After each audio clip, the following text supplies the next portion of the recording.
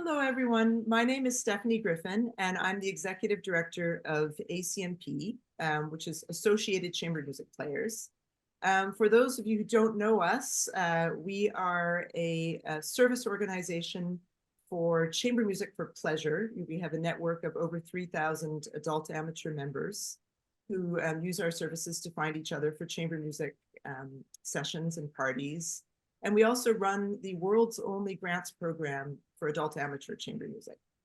I'm thrilled to welcome you all to the second ever edition of ACMP Film Club today, and to introduce our two distinguished guests, the filmmaker Hilan Warshaw and the violinist, composer, novelist, Eugene Drucker, who just formerly a founding member of the Emerson Quartet, which just recently had their final retirement tour. Thank you, Hilan and Eugene, for joining us. The topic of today's discussion, as you all know, is Hilan's film, Secret Song, which is about the secret love affair behind Alban Berg's lyric suite for string quartet. So I'd like to actually start by asking both of you, Hilan and Jean, a little bit about the genesis of this project. Hilan, based on your website, it seems like you finished the film in March 2020, but having watched it, I noticed that a portion of the film in progress was already screened at the Emerson Quartet's CD release event at Subculture in 2015. So I presume this started, the process of making this film started quite a while back. And obviously you were in attendance at a lot of the rehearsals leading up to that premiere. So I just want to ask you, both a little bit like when, whose idea it was, first of all, to make this film? Well, I suppose I could start on that one. The idea was mine.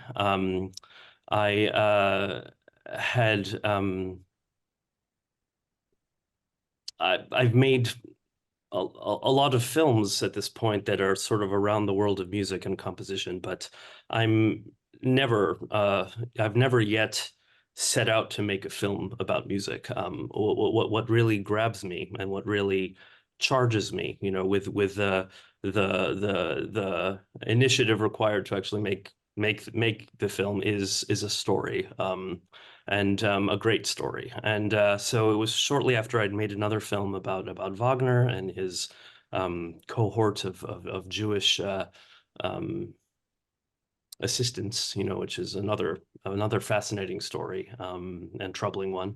I first learned about this secret dimension to Berg's lyric suite.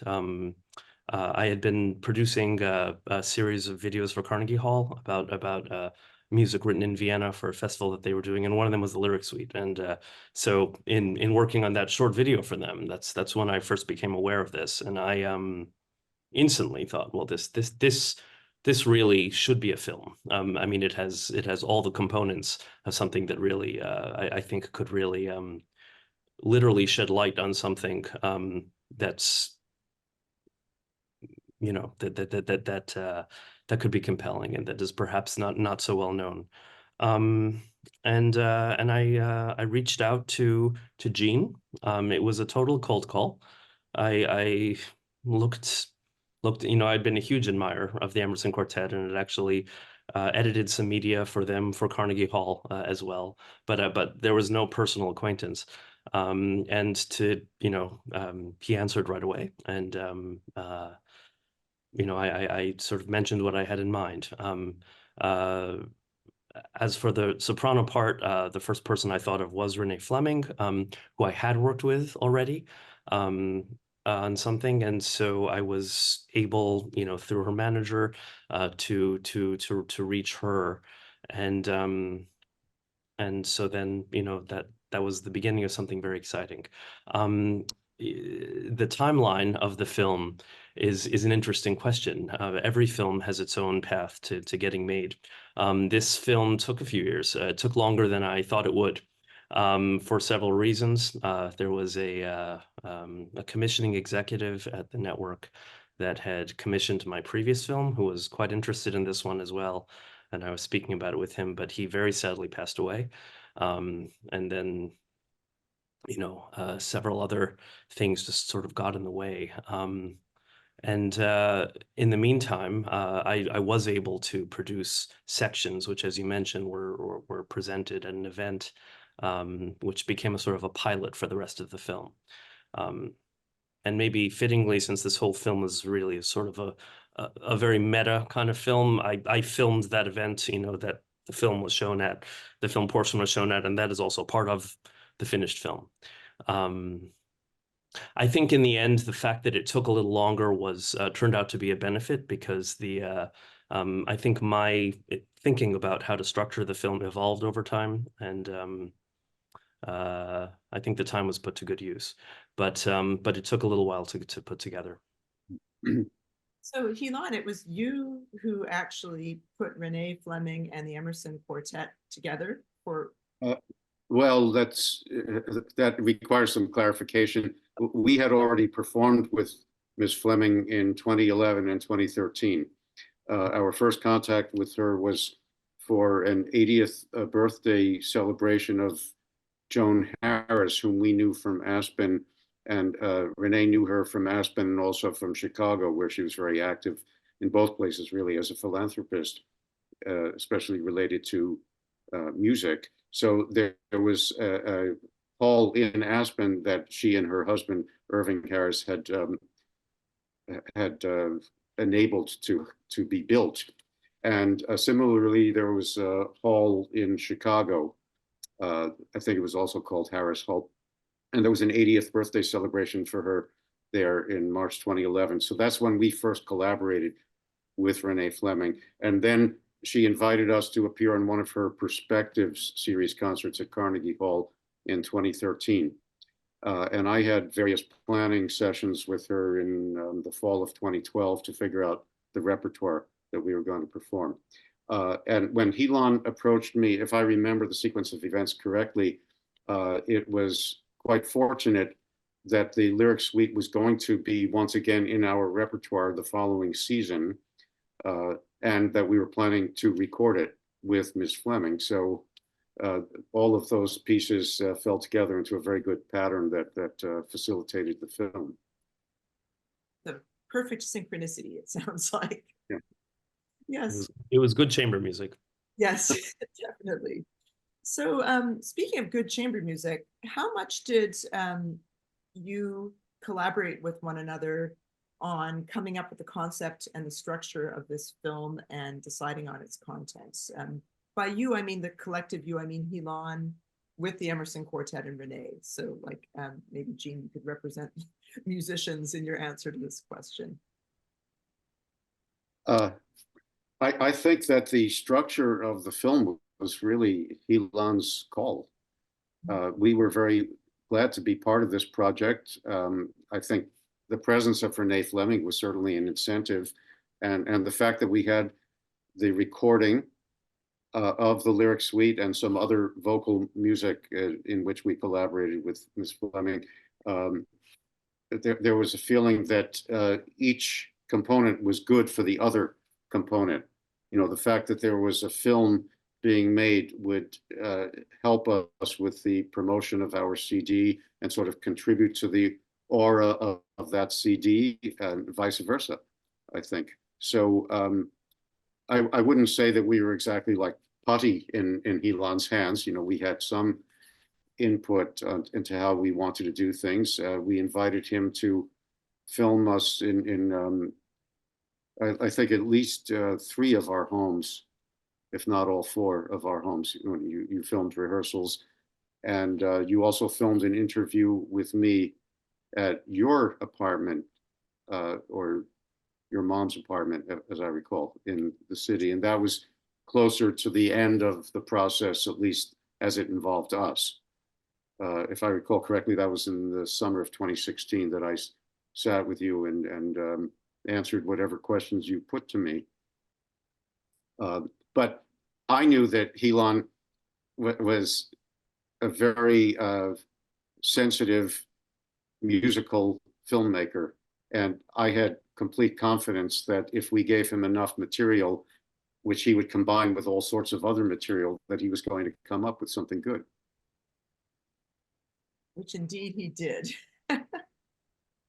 Could you actually tell me something too, Gene, about the experience of working with Hilan on this film? Like, how did it feel for you and your colleagues to have Hilan and his film crew, you know, at your rehearsals, touring with you backstage at concerts? You know, when these things have happened from time to time in our career, dating back to a very early film that was made, we're used to the fact that the crew follows us around and catches us at off moments sometimes, and we trust in the editing process that if we don't sound good in a particular moment, if something's excruciatingly out of tune, that will be edited out, you know, so it won't be an embarrassment to us. Or if somebody gets lost in the middle of a sentence and doesn't sound very articulate, that still somehow will be put together in a way that's cogent and germane to the point that the film is trying to make at that particular moment. So your question also reminds me of a much more recent situation for us, which is at the very end of our performing career, we decided to have a documentary made by another director with whom we had contact over the years, Tristan Cook, who's still in the process of editing a documentary about us. So in that case, Tristan and his crew sometimes showed up at moments of extreme intensity, I would say, in this final run of concerts that we had. And it wasn't always the most relaxing thing, but there again, I trust that it's going to result in a compelling final product. I don't have too many memories of feeling intruded upon by Hilan's filmmaking process. As I recall, Hilan, you hired some people to film us in Dublin at the National Concert Hall, yes, backstage and walking onto the stage, and also in Paris when we had a concert at the Musée d'Orsay. Exactly. I wasn't able to make it there. Yeah. But I would just say you know, the Emerson Quartet, I mean, in addition, obviously, to being great musicians, I mean, they're four of the most exceptional and generous spirited people I've ever met. And there was such a nice welcoming camaraderie between them, which instantly I felt at ease. If they ever felt I was intruding, I don't think I was ever aware of it. I think that the only time there was one time, I think, where I was getting very sort of excited about a very sort of intense close-up angle, and I kind of sandwiched myself directly to the left of Lawrence Dutton as he was playing, and and at some point he looked at me like can you give my bow arm a little more room? So I'm like, yep. And so I just jumped back. That was and as well he should have. But it was a very it was a lovely experience to be able to be present, and a real privilege to be present for their rehearsals. And I think it also I felt that it would give a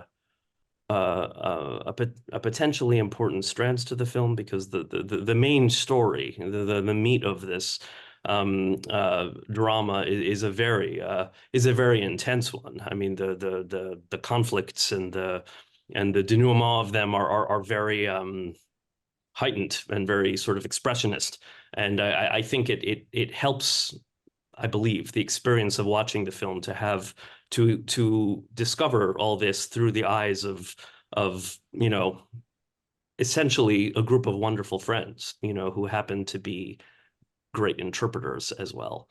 So I think it helps the film to be able to sort of cut back and forth from the story to the Emerson Quartet's professional and also personal discovery of it. Wonderful. That actually segues very well into the next question I had, actually. This is a question for both of you. How, like, out of the footage that you made of the rehearsals and concerts with the Emerson Quartet and Renée Fleming, how true to life is that, and how much of it was sort of made for the film or for the camera, or kind of directed by you and I? I would be happy to hear Gene's perspective on that. I would say I don't think anything was staged for the camera. The one slight asterisk to that is that there's a point early on where I sort of I had copies of the Berg's original annotated score bound, and I sort of introduced that into the rehearsal. And I did plan to do that on camera because I thought it would be I thought the moment of the quartet seeing that in printed form was part of the story, and I wanted it to be on camera. So, but even so, I don't think that that's a reality being made to order for the filming. I think that was the filming being made to order around the reality that was going to happen anyway. Actually, that's a nice segue. I remembered your having given each of us a copy of that. So just a couple of hours ago, I went to my music cabinet and pulled it out. You know, here it is. This, I mean, I have my own miniature score, which is basically the same thing. The difference, though, is that Berg annotated in color-coded markings in this miniature score for Hanna Fuchs-Robettin for her private understanding, and then which her daughter later made available to George Pearl. And Hilan had a sort of expanded copy of that, and you'll see there are markings. I don't know how visible it is. These markings in red, for example, giving the context and the sort of imagined story. Well, some of it is imagined. I think a lot of it is real for each movement. Actually, with a date like this one says the 20th of May, 1925. And he's talking about how it was everything was still secret at that point.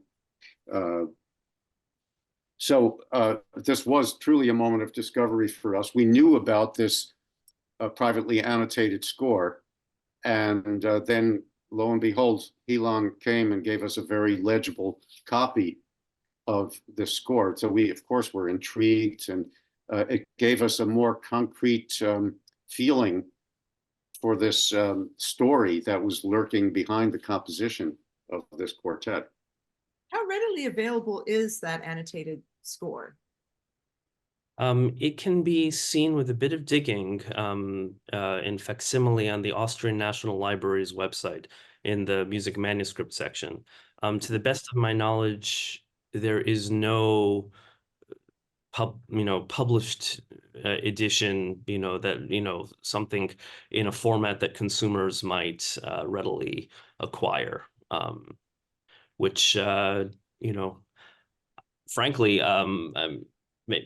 just having lived in Bergland for a long time, I think there's a great deal of publishing on Berg, and that remains to be done. There really is no comprehensive Berg biography in English, for instance. And if ever there was a composer with a trove of, of treasures for a writer, it would be that for a biographer. And this would be another example.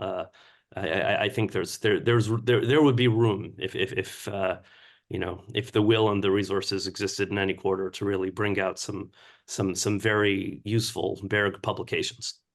Yeah, actually, I was quite surprised by that after I saw that scene in the film, which let me actually, before I make my comments, I'd like to screen share that scene just to remind our audience a little bit of the moment when you first see the manuscript. Mm-hmm. So.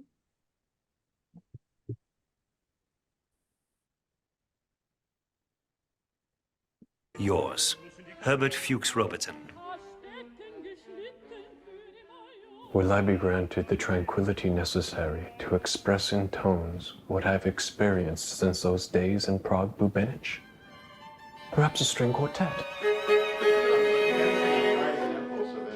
Its movements would reenact everything I went through from the moment I entered your house.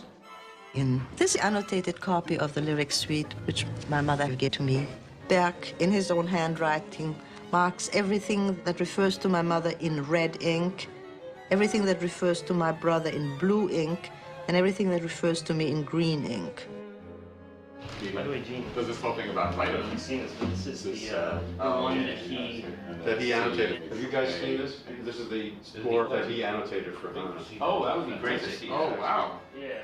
This is his annotation. Yeah, that's fantastic. It's like the feeling of Berg, the director, being in the room with you. What's in focus. It is what's in focus, exactly. So it's her up to that, That's right. point. That's right. And then her Now son it's comes his in. No idea what that is. Wie ein geflüter. Like a gefilte fish. Oh, geflüstert. Oh, whispered. Secrets. The first time that we played the lyric suite in rehearsal, the work felt, to me, fragmented. But now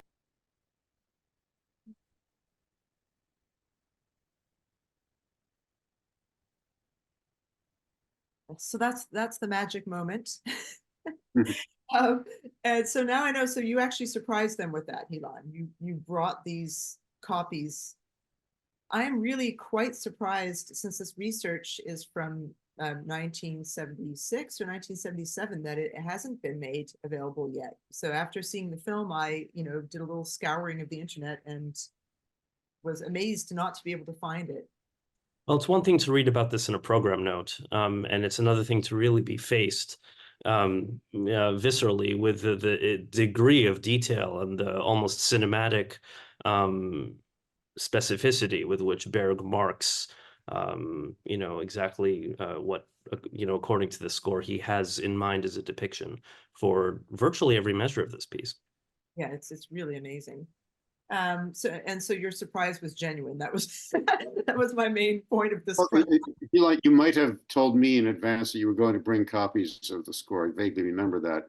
So I don't recall, though, whether I relayed that to my colleagues in advance.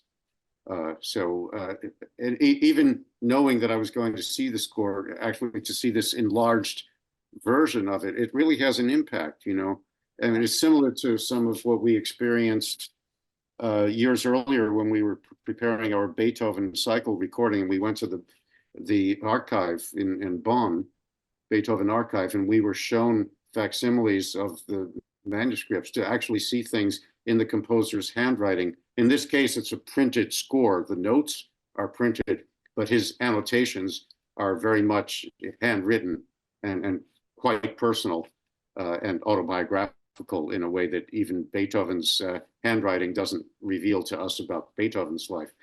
But when you see something, an artifact that it may be a facsimile, but it's a facsimile of an artifact that was part of the composer and the composer's way of expressing their innermost feelings and thoughts, getting them out onto the page. When you see that, it's different from simply playing an edited version of the music that's in print. It's more personal. Mm-hmm. Well, actually, that segues very well into my next question, Gene. Since you and your colleagues founded the Emerson Quartet in 1976, mm-hmm. which is just around the time, just a little before the time that this research was coming out, George Pearl and Douglas Green's research about yes. This. Had the Emerson Quartet already rehearsed and performed the lyric suite prior to knowing about this research? No, we did not learn the lyric suite until the mid-1980s. Mm-hmm. So you knew about this story. I mean, I had actually played a performance of the lyric suite at the Marlborough Festival in an ad hoc group that was led by Felix Gallagher, who was quite an expert in music of the Second Viennese School. I think in that performance, I played the second violin part. And then later, about a decade later, I learned it for the Emerson Quartet, learned the first violin part. So we did have a relatively early in our career performance of the lyric suite with a soprano at the Aspen Festival, I believe, but most of our performing of it was without the voice part. And I still feel that it's valid to perform the piece without the previously hidden voice part. Well, for one thing, if you will do it only with voice, that really limits your opportunities to perform it. You know, we must have played it dozens of times while we were on tour, and we couldn't always coordinate those performances with a soprano. So, and also that's the way Berg intended it to be heard, because he certainly didn't want his secret to be revealed, except maybe posthumously. The piece is valid both ways. Of course, it enhances our appreciation of the music and its emotional message if we know much more about what was involved. And to see how he incorporated the setting of the text of the German translation of the Baudelaire poem in the last movement, to see how he used elements of that vocal line as threads in the tapestry of the string quartet texture is amazing in itself. So it's amazing without the voice, and it's even more amazing with the voice. So when you performed it at Marlborough with Felix Gallimire, that was before the research came out, right? 1975, yeah. Okay, so you do have a personal experience having played the piece before knowing the research. So this is something I'm curious about. How was your experience different, rehearsing and performing the lyric suite before knowing this research? Like, for example, were there any sort of emotional states or sort of interpretive things in the music that you interpreted totally differently, like than, say, the story that you later found out? I would not say totally differently, no, because for me, the music of the Second Viennese School, and particularly Berg, was always highly emotionally charged. It was, so much of the music is fraught. And one difference between the lyric suite and Berg's earlier quartet, the Opus 3, is that in the Opus 3, there is almost no sense of relief from an atmosphere of urgent intensity.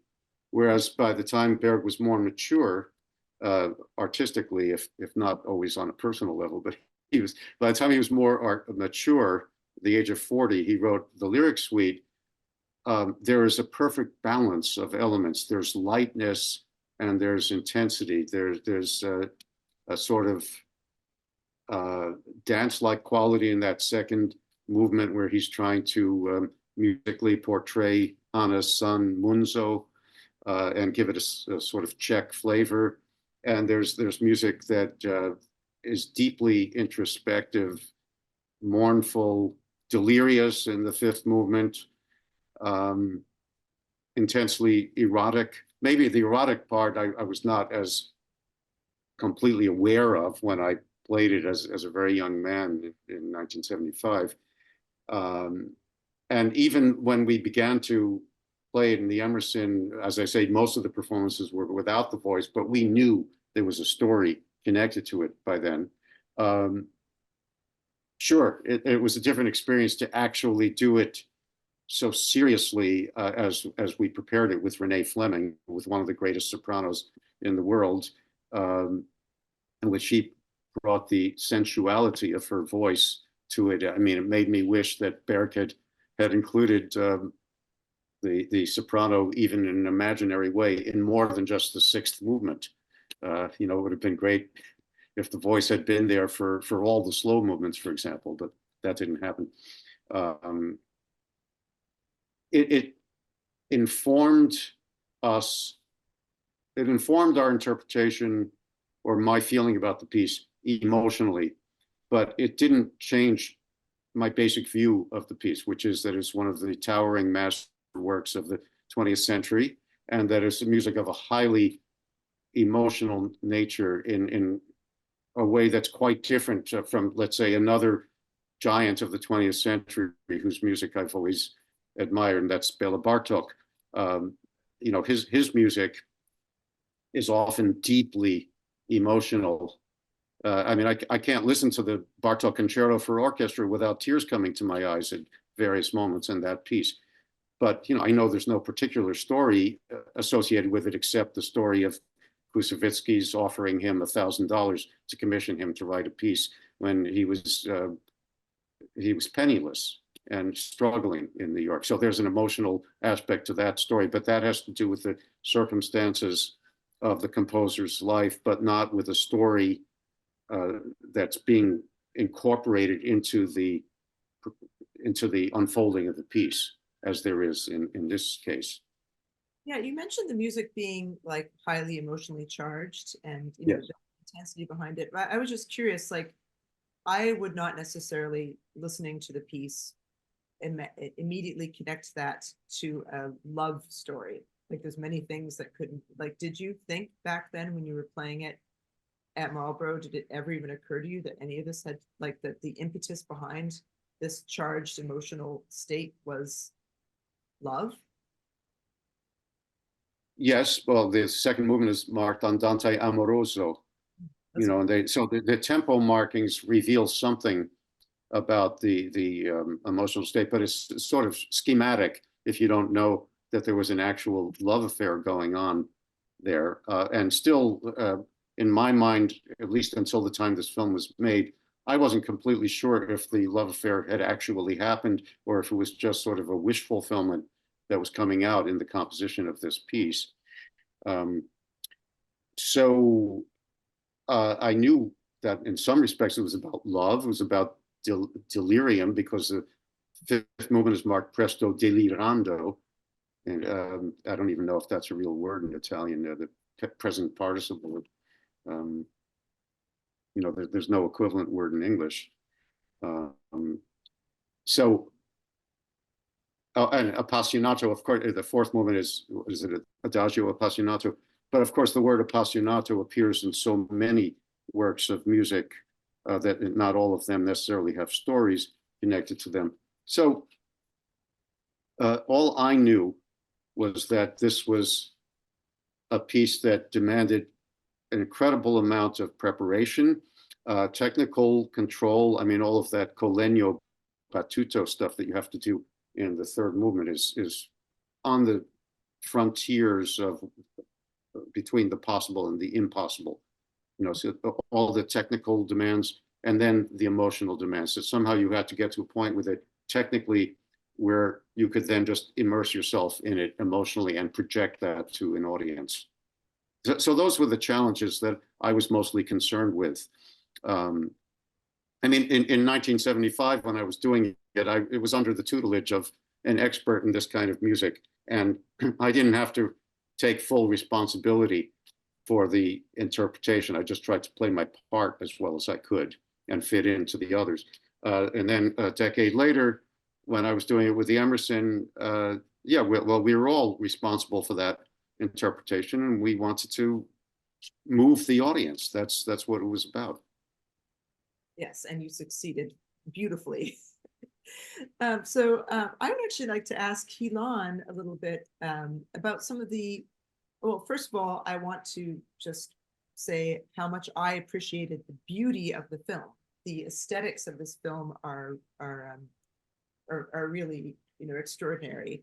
I was especially moved by, you know, the editing choices you made, moving between the documentary style footage and these sort of films within the films that you made of the various movements of the piece. And before we chat about it, I'd like to screen share the film within the film that you made for the second movement of the piece. So,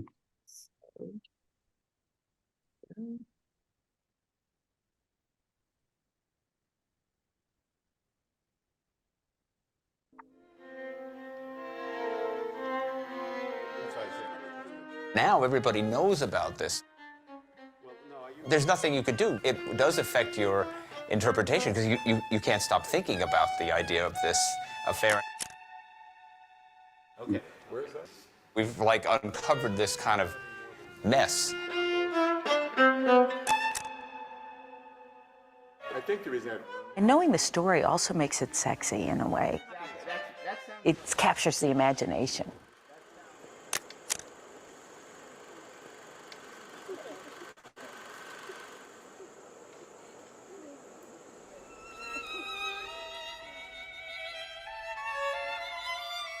The second movement, Andante Amoroso, the most beautiful music I believe I ever wrote, shows you and your sweet children in 3 themes that recur in the style of a rondo.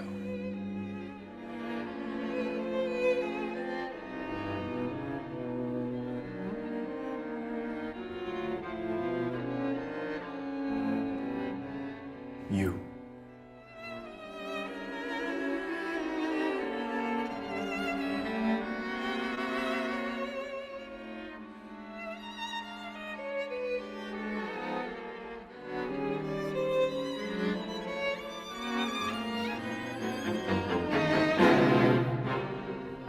Munzo, somewhat deliberately with a gentle Czech flavor.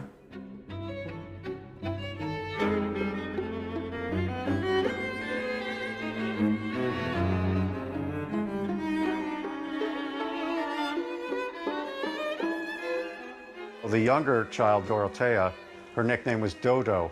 So it turns out that do, do, those 2 C's, is a musical motif. The yum, bum, bum, bum. Dodo.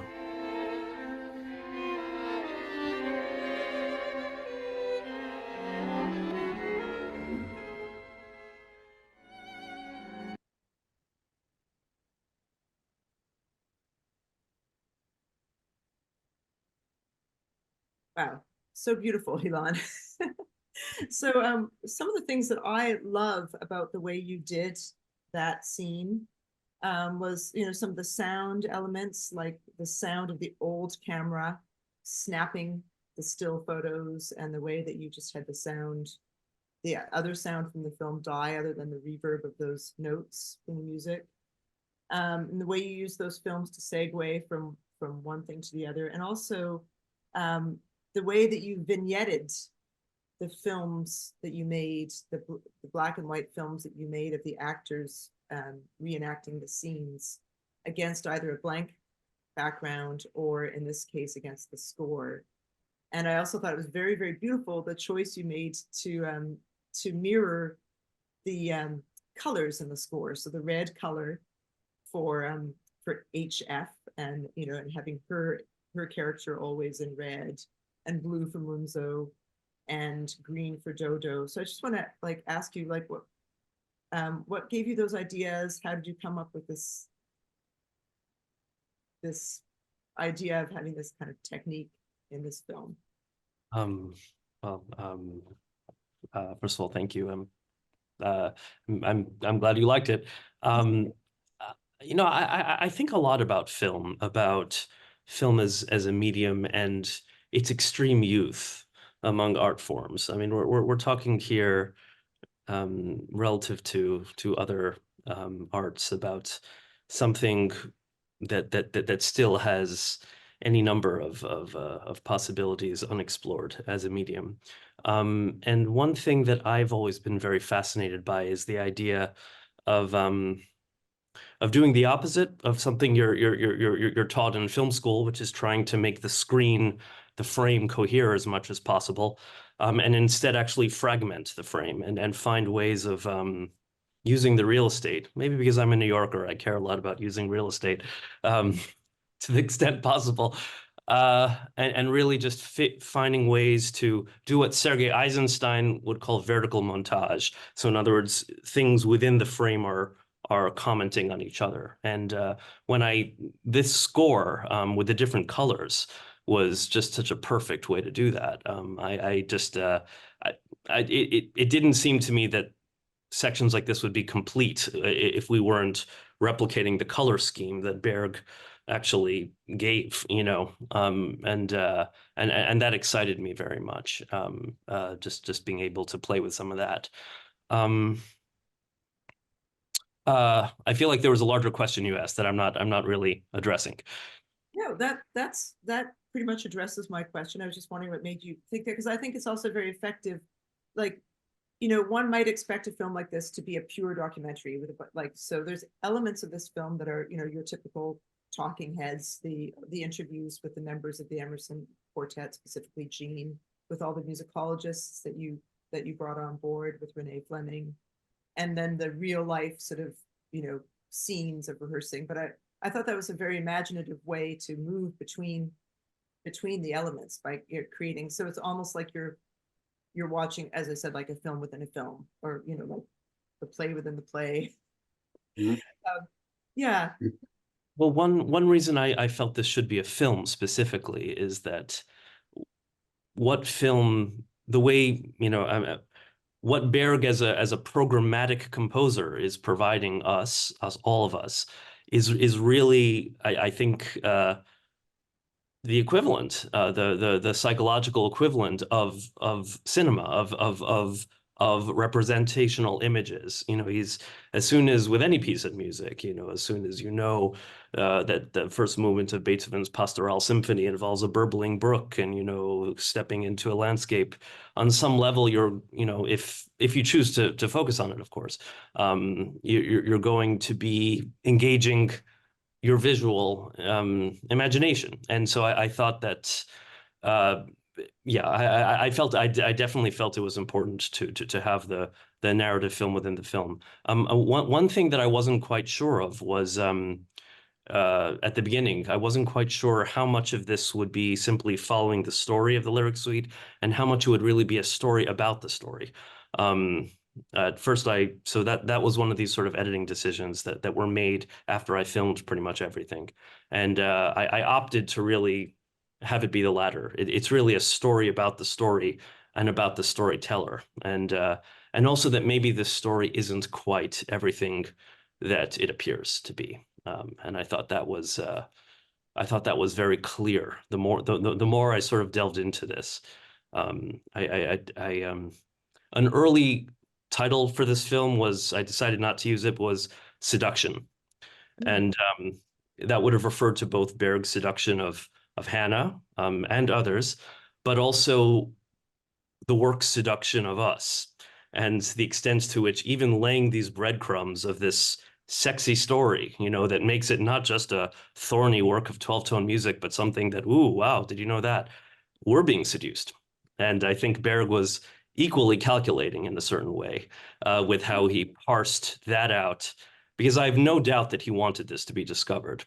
I don't think he wanted it discovered then. That would have been unthinkable, since the events that it memorialized were very fresh. But I'm sure he wanted a film like this made. In fact, towards the end of my work on the film, when I really didn't want to make any more changes, I was in Montreal, and a librarian at McGill showed me another annotated score that Berg has of the lyric suite that he made out to one of his students, who later fled to Montreal in World War II. And it has most of the same information that he wrote for Hanna, not in color, but in monochrome pencil. So in other words, he was proud of what he had wrought, and he definitely wanted this knowledge to get out there in due course. And I think probably he thought that it would increase interest and comprehension of the work, and he wasn't wrong. So there's an element to which there are multiple levels of seduction happening here, and for all those reasons, I thought it was important to include actual visualizations of what it is that Berg's asking us to imagine. I really liked that in those visualizations, you drew on some technological aspects of that time period, the 1920s, both with the old camera, that was the sound of the old camera and the stills, but also in some of the other films within the films for each movement, the sound of the old projector, the sort of imperfections of the projection that you see. And actually, I'd like to screen share. I think this is very, and the 1920s style silent film titles. I'd like to screen share briefly a bit of the film that you made for Movement 3, just to demonstrate that. Let's see.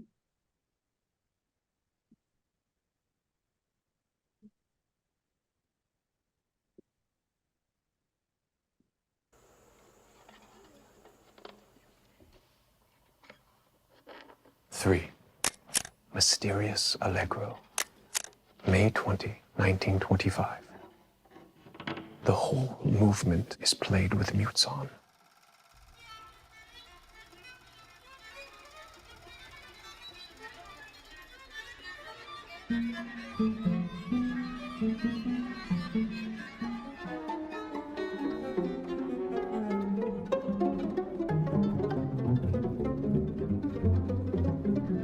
A little softer, like a whisper.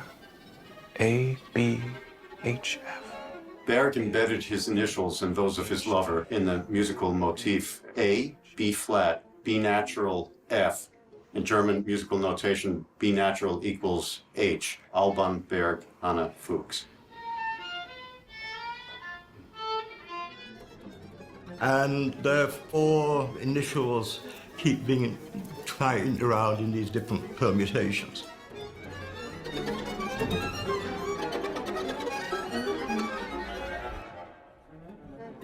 He fell in love with her, and she fell in love with him to a lesser extent.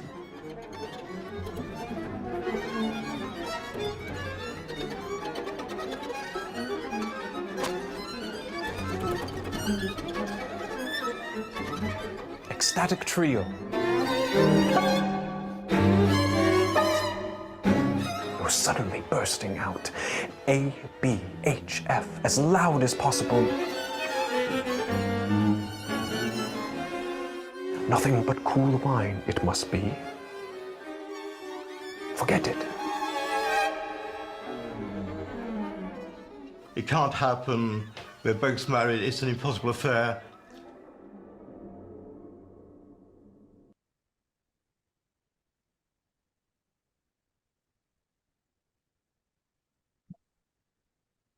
Yes, I love the aspect of the projection that you did. How did you actually accomplish that? Did you film it and play it back on a projector, or was this done digitally? How did you manage to get that like old projector look with like the flecks of red and the sort of stripes going through? That was just some digital editing, where just editing an overlay of an old silent film screen over it. Sad to say, yeah. Well, it's really, really beautiful. So a lot of what goes into a documentary, you know, people sometimes, this is a documentary drama. Of course, it's not just a documentary, it's a film. But, you know, a lot of people, I think audiences forget that the editing process of a documentary is part of how you tell the story. And you mentioned earlier this whole thing about how you know, a lot of this came up in the editing. Specifically, I wanted to, in terms of your editing choices, I wanted to bring up the character of Helena, his unhappy wife. I really liked the way you sort of framed the film, like opened the entire film with the moment, like December 1935, after Berg's death. And this haunting image of her in the kitchen with the scissors, that keeps coming back throughout the film. And, you know, in the beginning of the film, you have the voiceover, which is Theodor Adorno's letter about kind of trying to console her about the affair with HF. And then, of course, later in the film, you replay that footage, but you actually have the title that lets us know what that letter, you know, who the letter was from and what it was about. But that element, the way that you framed the whole film with his death and the character of her coming back with these sort of ominous flickers of her with the scissors, in addition to your inclusion of the reference to her struggles with mental illness and Berg's letter in which he revealed that he was worried that if Helena were to find out about the affair, that she might get violent. I was wondering, like, those decisions you made, like, how much does that reveal about your actual opinion and feelings and interpretation about, like, her actual involvement in Berg's death? Because I know that this is kind of contentious topic that not everyone agrees with. Well, you know, with any documentary, I think one owes it to the viewer to be honest, not only about what one knows, but what one doesn't know. Berg's death is mysterious. There's a healthy man of 50 who died of blood poisoning, and his wife did, indisputably cause it, with unsterilized scissors. I think we can argue about the degree of intentionality, and it was important for me that there's at least one person in the film who says that that there's no reason to presume that she was acting criminally. That said, it's a very interesting circumstance, and people at the time thought so. There are at least 2 letters to Hilan by contemporaries, Arnold Schoenberg and somebody else, where they convey that they're deeply shocked and are not sure what to believe. We know that, Hilan herself was clearly mortified by the turn of events. If I'm not mistaken, she avoided Berg's funeral. And we know that she felt, for the rest of her life, she communed with his spirit and kept everything in the house, as is noted in the film, exactly as it was the moment before Berg's death, including even the ashes in the ashtray from his last cigarette. I thought it was worth bringing those questions to light. I don't think the story is complete if you don't know this. And then let the audience reach its own conclusions. I'm sure that different viewers will reach different conclusions, which is as it should be. Is it strange? Yeah, it's strange. They were hypochondriacs. They were known to seek out medical attention for lesser things. If you read Berg's letters to Helena, it's always like, well, have you checked out your cough? Have you this and that? And here we have a circumstance where whatever it is that caused this boil on Berg's lower back, a friend of his actually urged him to see a doctor, and even more so urged him to see a doctor after he learned about the homemade surgery. And both times, according to that source, which we have every reason to believe, Helena nixed that.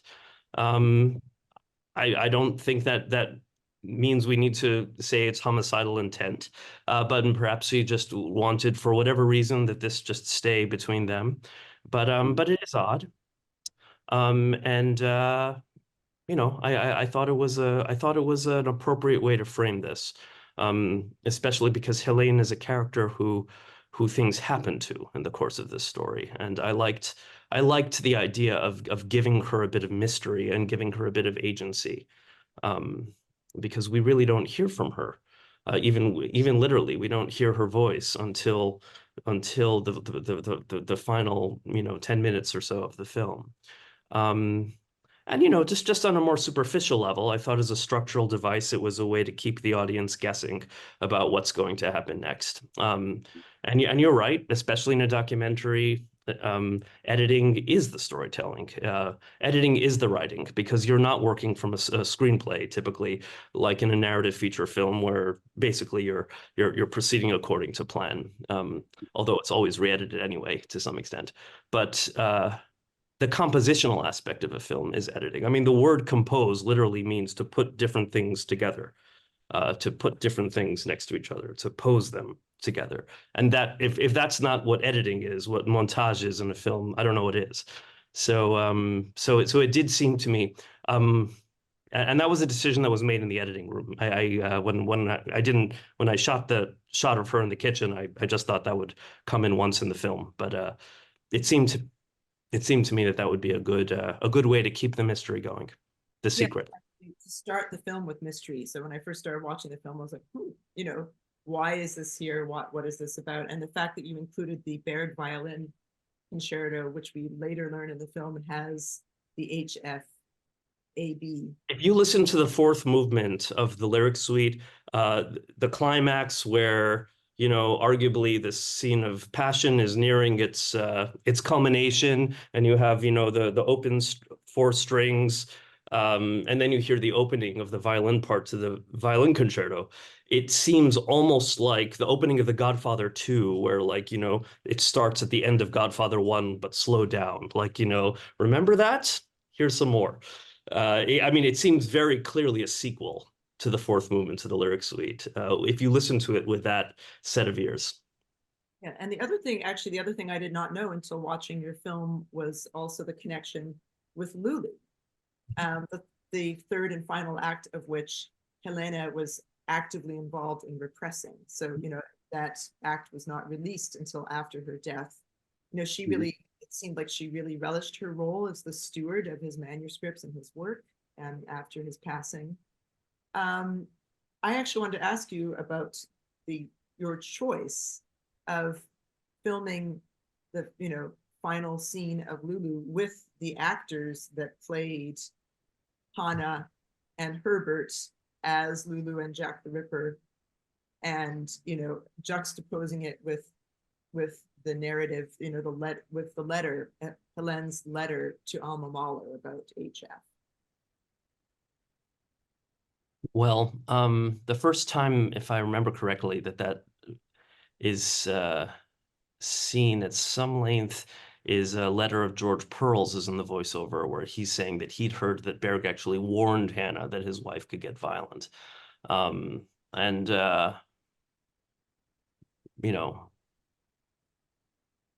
So then you see Hanna as a victim, in a pool of blood. Arguably that illustrates the voiceover. Some of these decisions were sort of intuitive, Stephanie. I don't know if it was definitely important that the actress who play Hanna be Lulu there, and I also costumed and directed the actress who played Countess Geschwitz to try to imitate the actor playing Berg as much as possible, and framed the shot of the eyes in the same way. So definitely I was trying to create visual memories. But I think, why Herbert was Jack the Ripper, I don't know how much of that was consciously thought out. I think he just was the one on set that day. That's funny. So you were not trying to imply some sort of murderous rage that Herbert Robettin had towards Darn, I shouldn't have said it. Should have kept you guessing. Yeah, unless you discover a handwritten script after my death that says otherwise. Okay.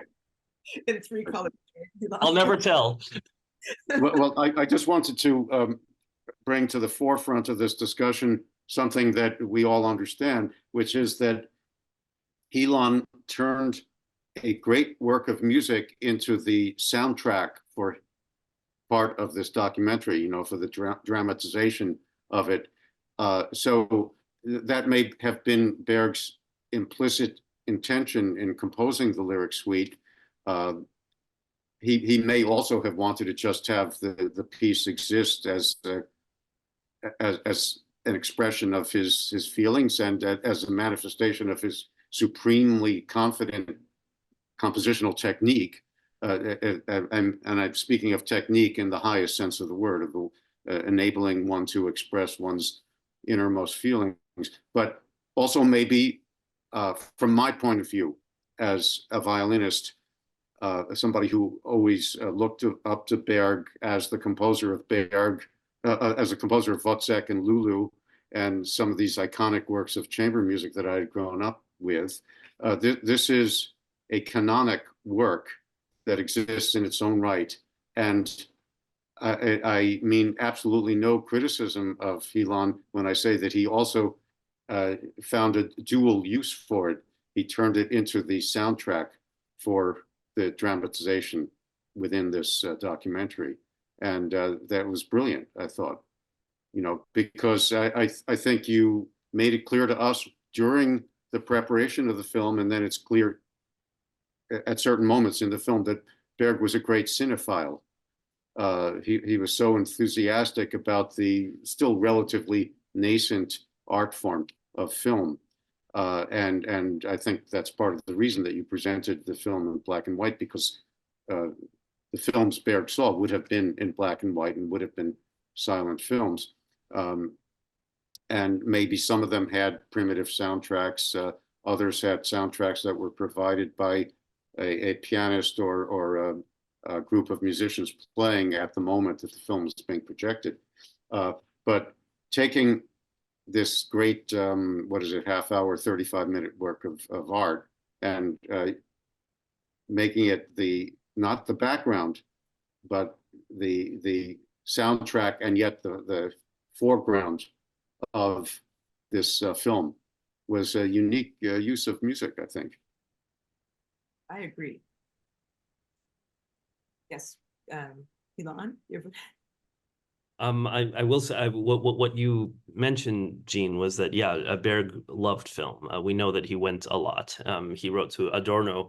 If he had lived further into the 1930s, I think he would have tried to find work as a film composer. And even in Lulu, there's, in the third act, it's written into the score that he wants silent films played on screen to summarize what happens with Lulu. So I think it's a very easy leap, even Gene, would you say, if we really want to talk about technique, the way he labels the score with things like Nebenstimme and Hauptstimme, where he talks about, he wants an almost infernal degree of control over the musician's performance. And he will often say, this is what I want to come out more, meaning the Hauptstimme, but sometimes the Hauptstimme is piano. And the thing that's the Nebenstimme, the lower voice, is marked mezzoforte. So how can the piano be louder, more prominent in the mezzoforte? And I'm reminded of a film camera, where you can have something closer to the lens or more in focus. It's not necessarily larger, but you're using the tools of filmmaking to give it more prominence, to shine more light on it. And I think that Berg really was thinking in those terms of focus. I love what Paul Watkins says in the film, and actually one of the clips we saw, that it's like Berg the filmmaker saying what's in focus, because I think that's precisely what's going on. Mm-hmm. Mm-hmm. Which is so it's not film music, it's music as film in a way. Mm-hmm. Indeed. I have one last question before we open it up to the audience. This one concerns, we've spoken a bit about the characterization of Hilan. So now I want to speak about Alban Berg's character himself as it comes across in this film, the complexity of his character, his cheating, deception, womanizing. And actually, Hilan and Gene, I'd like to pose the question that I found on Hilan's own Overtone Films website. Your website says, how does knowing about an artist's life affect us as audiences and performers? Should an artist's personal flaws impact our opinion of their work? These questions, never more timely than now, are brought vividly to life in this tale of musical genius, inspiration, and seduction. So, Gene, do you have any thoughts on this? Like the knowledge of, these aspects of Berg's character, how that affects your feelings about him and his music?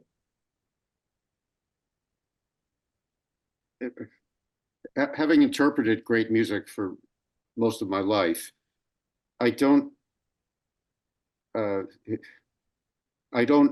feel the need to idolize the people who created the great music. I'm aware of their foibles, flaws, or egregious deficits of morality sometimes. I mean, I don't know if I would have wanted to get to know Beethoven, for example, because I think he might have been a pretty unpleasant person to be around of the time, and inconsiderate of other people's feelings. I mean, some I might have really wanted to know, and that even those people whom I would have wanted to know, it doesn't mean that I think they had no personality flaws. I mean, I have to deal with my own flaws all the time. So these people got very close to perfection, or in some cases they achieved perfection aesthetically. We cannot also demand that they be perfect as people. We have to recognize their shortcomings. I mean, Berg was not a good husband to Hilan. And I think it also starts to become clear in the film that if circumstances had been vastly different, and if he and Hanna had been able to be together, I think chances are at best 50-50 that he could have been an ideal husband to her and faithful to her. Who knows, really? I mean, he convinced himself that that's what he wanted, apparently. And as I think Leon Botstein suggested, maybe he needed to work himself up to such an emotional fever pitch in order to have the ideal conditions in which to produce this fervent work of art. You know, so was he using his love affair in order to achieve his aesthetic aims, or were the realization of his aesthetic aims mostly a byproduct of this intense and deeply felt love affair? I think it sort of worked in both directions. Yeah. But, you know, we talk about Wagner also. He was not a good person for the most part, I think. But that doesn't mean that we don't want to listen to his music. Yeah, I mean, I've sort of wrestled with this question in more than one film. You know, the film I made about Wagner really confronts that question. In Wagner's case, I would say the moral stakes of his flaws and of his misdeeds are much higher than the follies and the philanderings of Alban Berg. But you know, what do we do with it? That's really up to us. I suppose I think more knowledge is good knowledge. I think that's true in general in life. You know, what we choose to do with what we know is something else. But you know, lots of people have affairs, and not all of them write the lyric suite. So what makes Berg, the reason we care about this to begin with, is that he had something within him that he probably himself was desperately trying to access, you know, and anxious about not accessing. And that was a really shattering gift for musical empathy and world building in sound. And yeah, you know, who knows? I mean, there are people in the film who basically conclude, including his good friend Adorno, that the point of these loves was not the love themselves. It was almost amping himself up, you know, like Tchaikovsky used to drink schnapps to calm his nerves before creating. It's very clear that the not only love, but the secretive nature of it, the idea of that this was very that this really fired him up.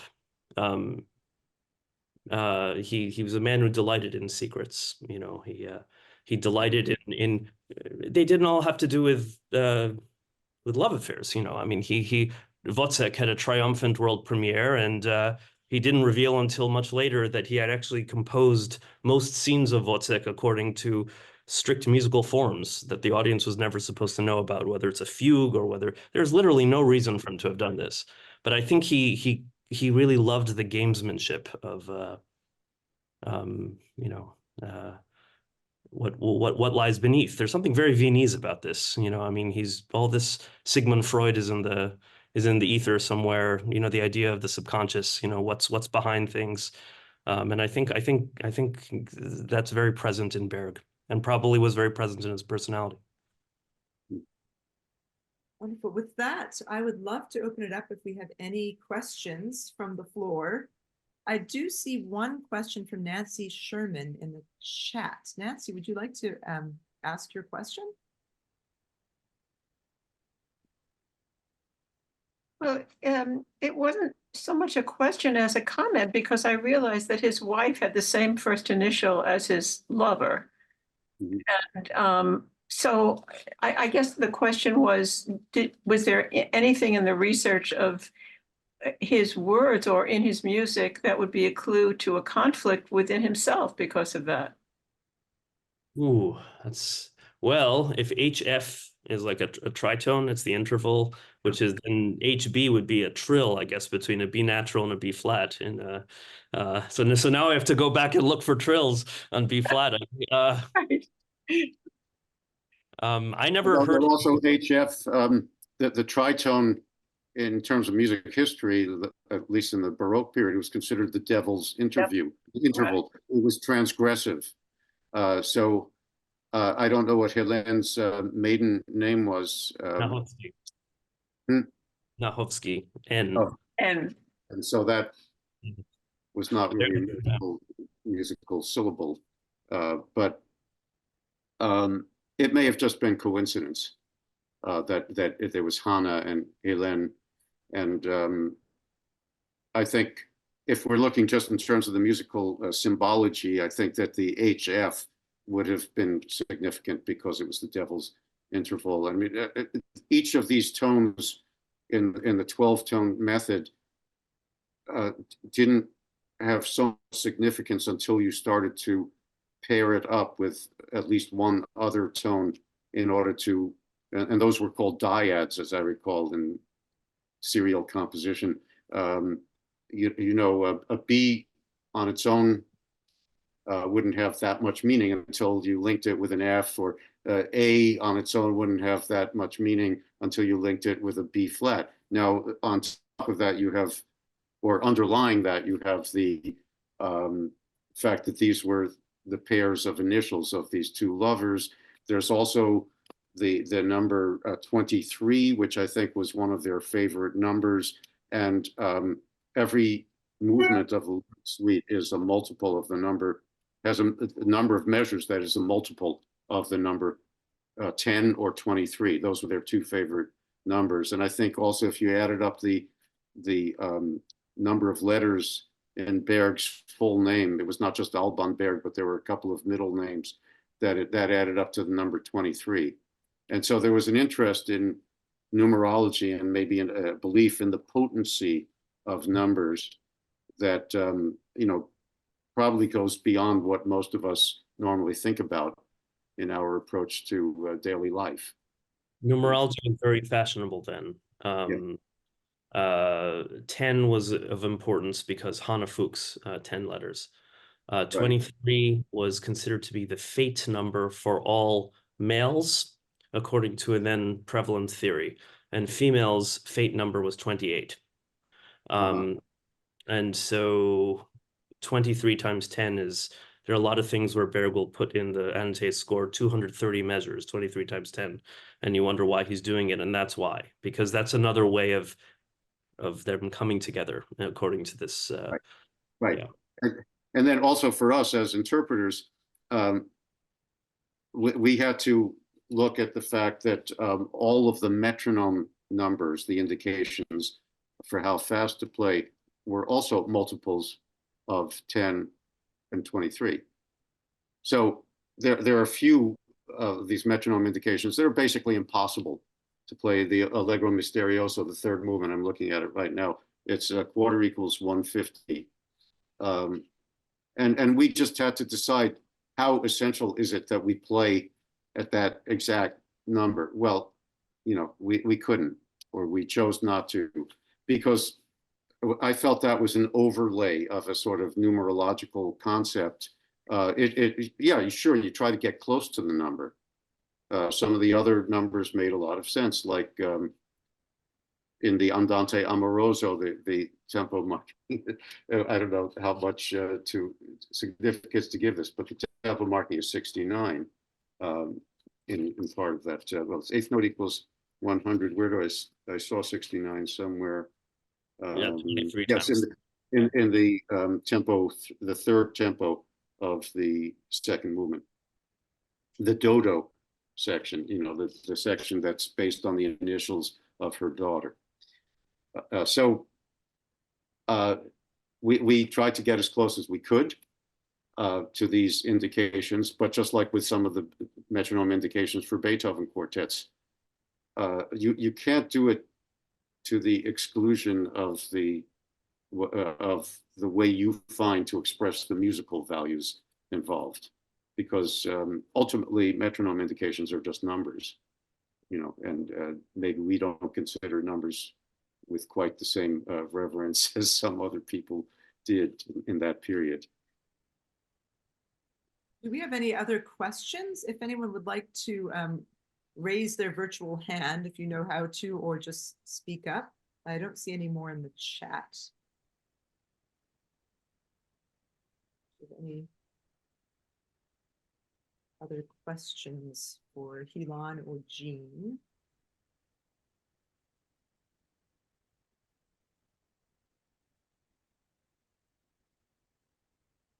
Oh, yes. How can one see the film? It's actually now on the PBS All Arts website. I don't know how long it'll be up there, but it's there. It's free of charge. Yeah, I sent Stephanie the link, and yeah. And there was another link that has been available to ACMP members, which is password protected, but it's the same. Yeah, I will email the link to the PBS one, and I will put it in a follow-up blog article too about this, so everyone has it. Hopefully it'll stay up there for a long time. Do we have any other questions? Or have I exhausted every question anyone could ever come up with? Or have I just exhausted everybody? I was going to say, Stephanie, your questions were really, really, really good. They're excellent questions. Yeah. Yes, I thought so too. Thanks. Do you have a question, Susan, or you're just?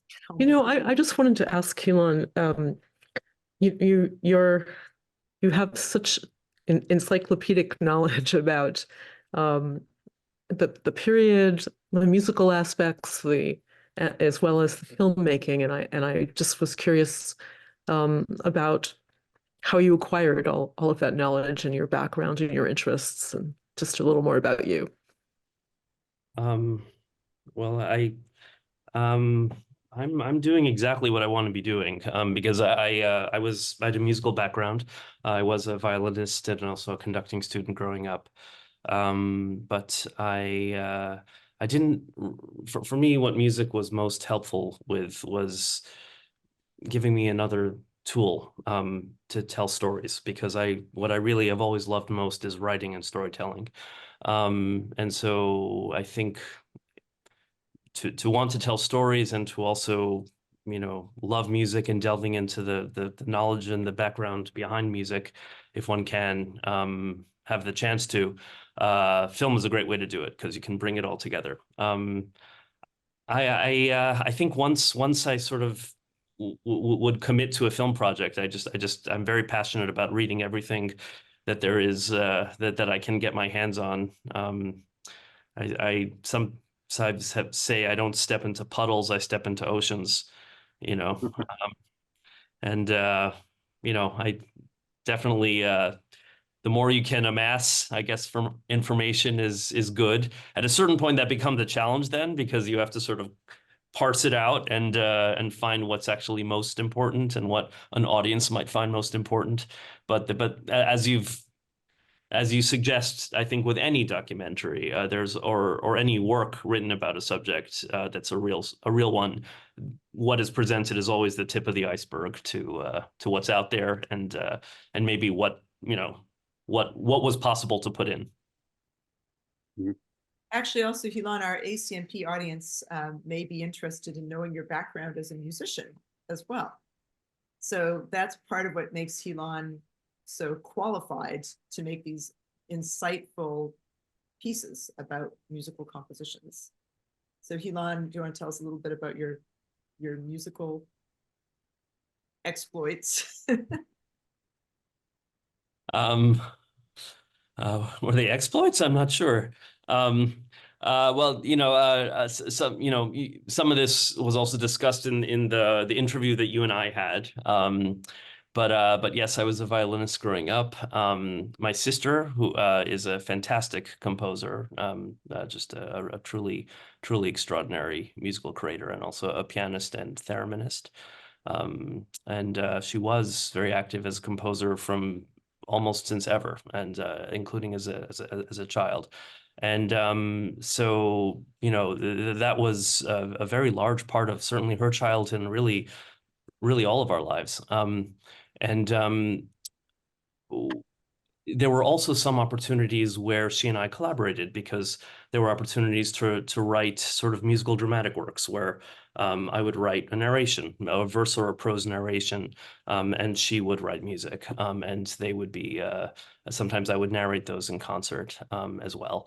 And so as a kid, you know, I was already having opportunities with thinking about how does text and story and music and timing work together. And I think that really was very important for me, you know, because as a filmmaker, that's still what I'm doing. You know, I'm still thinking about how to fit story and text and timing and transitions together.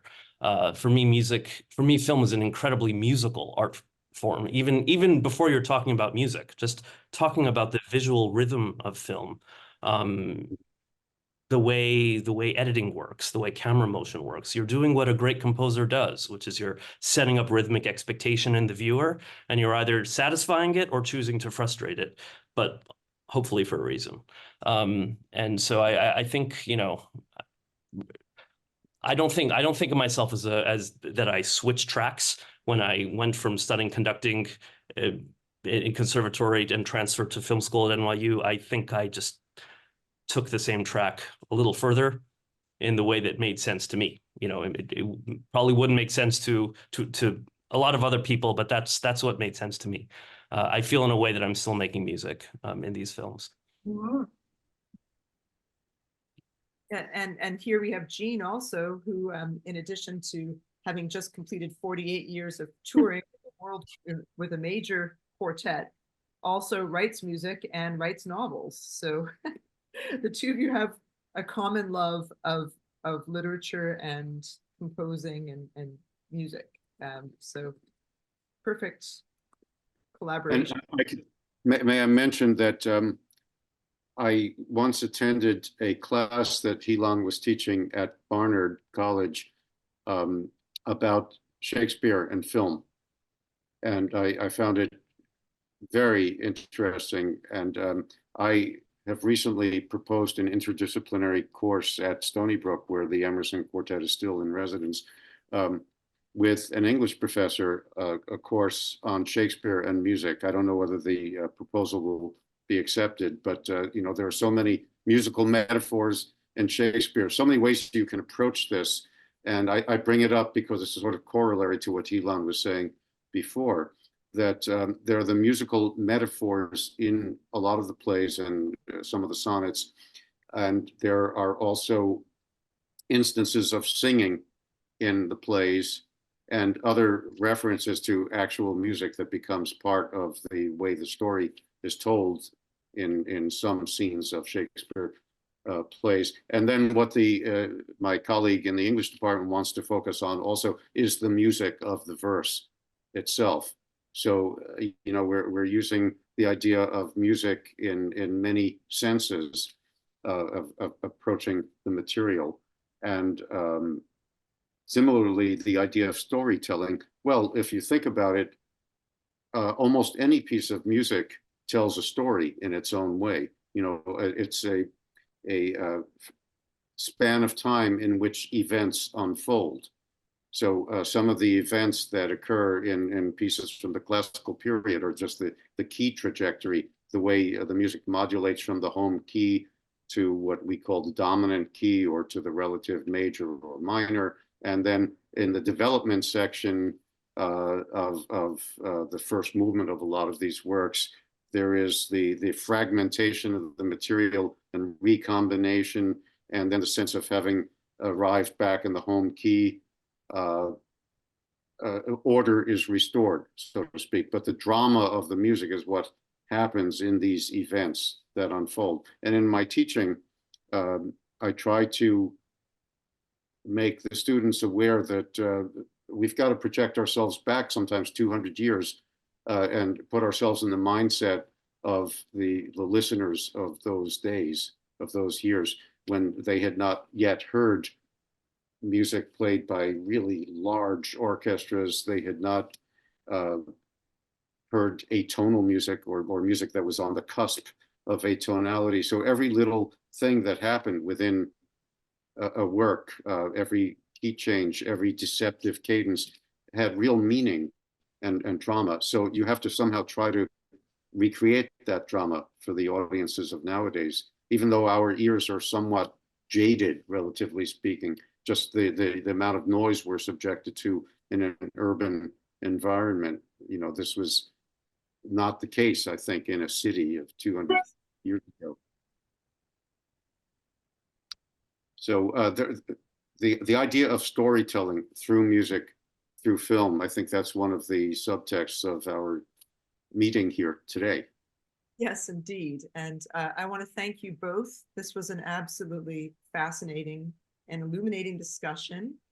And Joseph Brock, ACMP's membership director, just posted the link to the PBS